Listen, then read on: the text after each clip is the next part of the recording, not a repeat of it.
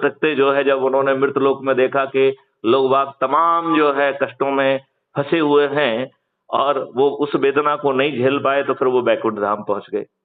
कहा, हुजूर आपके मृतलोक में ये सब हो रहा है, कोई ऐसा उपाय बता दो जिससे लोगों का कल्याण हो जाए। तो उन्होंने जो है ना सत्यनारायण कथा का एक साधारण सा उपाय दिया, जो हम और आप करते हैं कि नहीं करते हैं? घर घर होती है। मैथिली शरण गुप्त ने नए युग की आधुनिक सत्यनारायण कथा इजाद की है, अभी 3-4-5 दिन पहले। जी। विमल दुबे जी आपको समझा देंगे। वो सत्यनारायण कथा कह रही है कि देखो भाई साहब, हम आपको महापरिवर्तित भारत दे देंगे 21 लक्ष्यों का, 5 मौलिक अधिकारों का, और आपको कुछ नहीं सोचना है। आप की सोच कुछ है, कोई लेना देना नहीं। चिंतन क्या है, कोई लेना देना नहीं। आपके क्रियाकलाप क्या है, उससे भी कोई लेना देना नहीं। आप सज्जन हैं या दुष्ट हैं, इससे कोई लेना देना नहीं। आप अच्छे हैं या बुरे, इससे भी कोई लेना देना नहीं है। सिर्फ एक ही चीज से लेना देना है कि भाई साहब, आपको अपने लिए और अपने बच्चों के लिए अच्छा भारत चाहिए, तो संकल्प लो। आपको ना कोई चंदा लगेगा, ना तो पैसा नहीं खर्च करना है। आपको कोई जुलूस नहीं निकालना है, कोई धरना नहीं देना है, किसी कलेक्टर, एसपी, मंत्री, मुख्यमंत्री, प्रधानमंत्री को ज्ञापन नहीं देना है, किसी कोर्ट कचहरी में पिटीशन नहीं लगाना है, हाई कोर्ट, सुप्रीम कोर्ट में पीआईएल नहीं लगाना है, अश्विनी उपाध्याय जैसी। किसी को जो है ना, आपको जो है ना जंतर मंतर या रामलीला मैदान पे धरना नहीं देना है। और आपको ना रेल रोको करना है किसानों जैसा, ना आपको चक्का जाम करना है। और बिना सोच चिंतन कोई कार्रवाई के, सिर्फ इतने आधार पर कि हमें अच्छा भारत चाहिए, यदि मैथिली शरण गुप्त आपको अच्छा भारत देने के लिए तैयार हैं, तो सत्यनारायण की कथा कह रही है कि सत्यनारायण कथा सुनने के लिए आप तभी पात्र हैं जब आप संकल्प लेने। ओरिजिनल सत्यनारायण कथा में भी तो संकल्प था कि आप संकल्प लें कि मैं कथा करूंगा, इतने मात्र से आपको लाभ की शुरुआत हो जाती थी कि नहीं हो जाती थी? बिल्कुल, संकल्प इसलिए लिया जाता था। तो अभी इसमें संकल्प उल्टा है। इसमें संकल्प कह रहा है कि भाई तुम संकल्प लोगे तब तुम्हें कथा सुनने का पात्रता मिलेगा, यदि तुम संकल्प नहीं लेते हो तो कथा भी सुनने को नहीं मिलेगी। और संकल्प कितना छोटा है कि हमें और हमें अपने बच्चों के लिए अच्छा भारत चाहिए। इस संकल्प को लेने में किसी को कोई दिक्कत होना चाहिए क्या? नहीं होना चाहिए। अब हमने आपको बताया कि आपको और कुछ नहीं करना है, राइट? मतलब यहां तक कि सोच चिंतन कुछ नहीं बदलना है, और हम बैकएंड से आपके इकोसिस्टम को बदल देंगे। आपका सोच चिंतन क्रियाकलाप सब बदल जाएगा और ये देश समृद्ध हो जाएगा। तो सत्यनारायण की कथे के छोटे से चार चीजें हैं। अध्याय 1 कह रहा है कि crime free Bharat YouTube channel पे जाइए और उसको सब्सक्राइब कर लीजिए और प्रतिदिन एक वीडियो देखिए। यदि वो वीडियो आपकी आत्मा के नजदीक लगे तो उसे डाउनलोड कर लीजिए, जिससे उसे बाद में आप स्वयं सुन सकें, अपने मित्रों, अपने पड़ोसियों, अपने साथियों के साथ देख सकें। इतने के साथ ही सत्यनारायण कथा का पहला अध्याय समाप्त। बस इतना छोटा। कोई दिक्कत है अनिल दवे जी? नहीं, कोई दिक्कत नहीं। नंबर 2 वो कह रहा है कि जिस अभी आपने crime free Bharat mission YouTube channel को सब्सक्राइब किया, उसमें 6,900 से भी अधिक वीडियोज हैं। आप किसी भी वीडियो को खोल लीजिए, उसके डिस्क्रिप्शन बॉक्स में एक ऐप को डाउनलोड करने की लिंक दी गई है, जिसका नाम है अपराध मुक्त Bharat mission app, crime free Bharat mission app. आप उसको क्लिक करेंगे, एक कुटुंब ऐप से एम्पावर्ड है, वो डाउनलोड हो जाएगा। अपना फोटो डालिए और अपने बारे में 2-4 लाइन लिखिए और जहां रहते हो उसका पोस्टल पिन कोड डालिए। आप क्राइम फ्री भारत के सदस्य हो जाएंगे। डाउनलोड कर क्राइम फ्री भारत का सदस्यता का पूरा कर लिया, इतने मात्र से सत्यनारायण कथा का दूसरा अध्याय समाप्त हो गया। बताइए, आपको अध्याय 2 की कार्रवाई में कोई दिक्कत है? नहीं, इसमें कोई दिक्कत नहीं। आप अध्याय 3 कह रहा है कि जो अभी आपने ऐप डाउनलोड किया है, उस ऐप को खोलिए, उसकी प्रोफाइल में जाइए जो कि नीचे दाहिनी तरफ है, उसको क्लिक करेंगे तो जो आपने अभी फोटो डाली है उसका आइडेंटिटी कार्ड, आपका फोटो आइडेंटिटी कार्ड दिखेगा, और उसके नीचे जो है शेयर ऑन व्हाट्सएप है, तो उसको क्लिक करेंगे तो ऐप आपका जो है, आपका ऑटो जनरेटेड मैसेज और ऑटो जनरेटेड लिंक, जिस लिंक को आप क्लिक करोगे, जो भी क्लिक करके जुड़ेगा उसमें आपका नाम आएगा और आपको 100 नंबर भी मिलेगा। उसी के माध्यम से आप आगे चल के मेरिट लिस्ट में आएंगे और चंद्रगुप्त बनेंगे। तो ये महत्वपूर्ण है, ये लोग आपकी लिंक से जुड़े, ठीक है ना? तभी आपको चंद्रगुप्त बनने के लिए मेरिट लिस्ट में नंबर मिलेगा, नहीं तो नहीं मिलेगा, ठीक है ना? तो उसमें उसके जस्ट नीचे है शेयर ऑन व्हाट्सएप।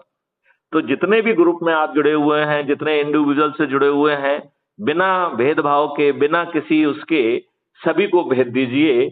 इतना करने से आपकी सत्यनारायण कथा का तीसरा अध्याय पूरा हो गया। अब बताइए, सत्यनारायण कथा के तीसरे अध्याय की कार्रवाई में कोई दिक्कत है? नहीं है कोई। नहीं। अब सत्यनारायण कथा का चौथा अध्याय कह रहा है कि भाई साहब, अभी जो आपने ऐप डाउनलोड कर लिया, सबको भेज दिया, ये तो अच्छी बात है। अब आपको 9 दिन का सरल उपाय करना है। 10-10 लोगों का नाम लिखिए, और वो कौन होना चाहिए? आपके परिवार के लोग, आपके रिश्तेदार, आपके मित्र, आपके पड़ोसी, और जिन संगठनों से आप जुड़े हुए हैं। जैसे आप आरोग्य संगठन से जुड़े हुए हैं, आप आरएसएस से जुड़े हुए हैं, और भी संगठनों से जुड़े होंगे, तो उनके 10 ऐसे ऊर्जावान लोगों को जो ढूंढना है जिन्हें अपने लिए और अपने बच्चों के लिए अच्छा भारत चाहिए, जो सत्यनारायण कथा का संकल्प लेके ये 4 अध्याय पूरे कर लें।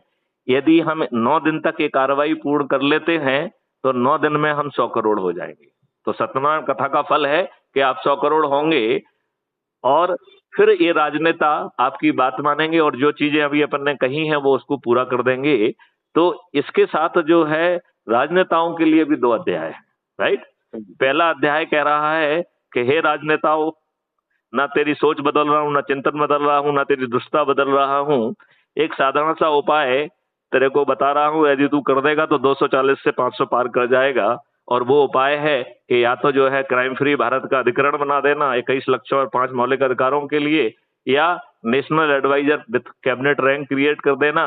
बाकी मैथिली शरण गुप्त जो कहे उसको करते जाना, जिससे कि उन्हें वो शक्ति दे देना कि जो लोगों ने बहुत काम किया है उनको आइडेंटिफाई करके, जो मॉडल उन्होंने ऑलरेडी बनाए हैं, जो टेक्नोलॉजी ऑलरेडी बनाई है, उसे उनके माध्यम से रिफाइन करेंगे, और फिर उसे सब्जेक्ट एक्सपर्ट से रिफाइन करेंगे 15 दिन तक लाइव चर्चा करके, और फिर 45 दिन तक रिफाइन करेंगे पब्लिक से लाइव चर्चा करके।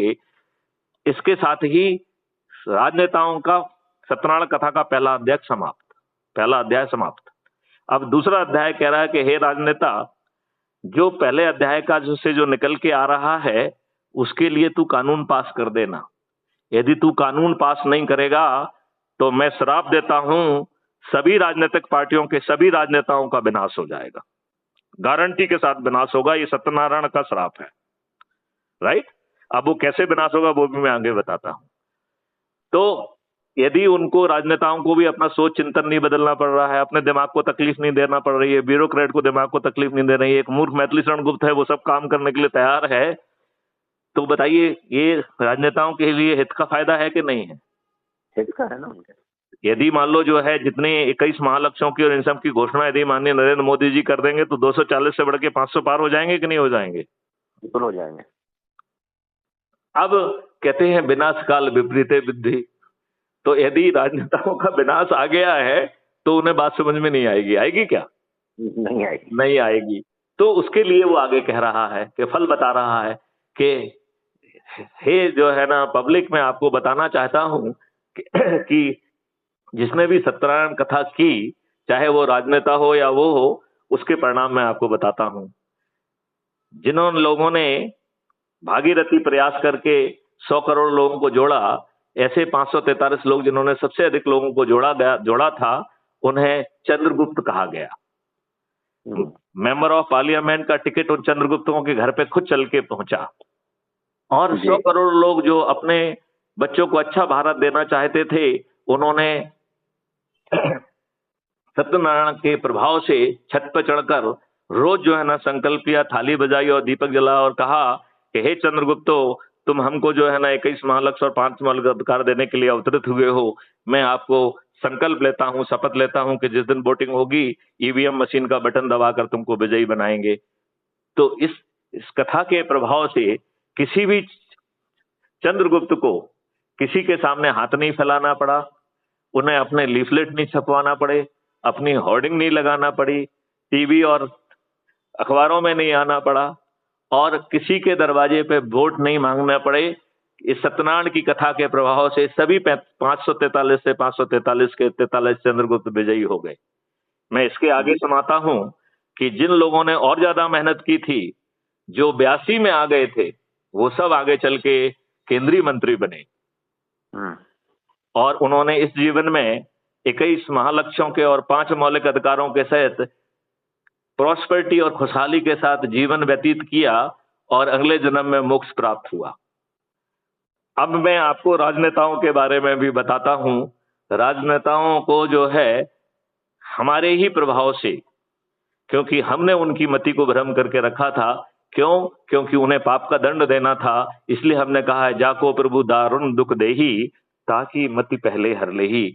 तो मैंने ही इन दुष्ट राजनेताओं की मति हर ली थी, क्योंकि इनका विनाश आ गया था। इस प्रकार सभी राजनेताओं का विनाश हुआ, सभी राजनेता पराजित हुए, अपने अपने कर्मों के हिसाब से उन्होंने जेल में यातनाएं भोगी और अगले जन्म में भी वो असर के रूप में ही पैदा होंगे। ये सत्यनारायण कथा का प्रभाव और फल है। अब आनंद स्वामी जी बताइए, सत्यनारायण की कथा आपको कैसी लगी? आपने कथा तो बिल्कुल एग्जैक्ट कही, समाज को देश को सुधारने में बहुत काम आएगी। जी जी। क्या आप और आपकी पत्नी जो बहुत सारी संस्थाओं से जुड़ी हुई हैं, बहुत अच्छा काम कर रही हैं, क्या वो जी हेलो।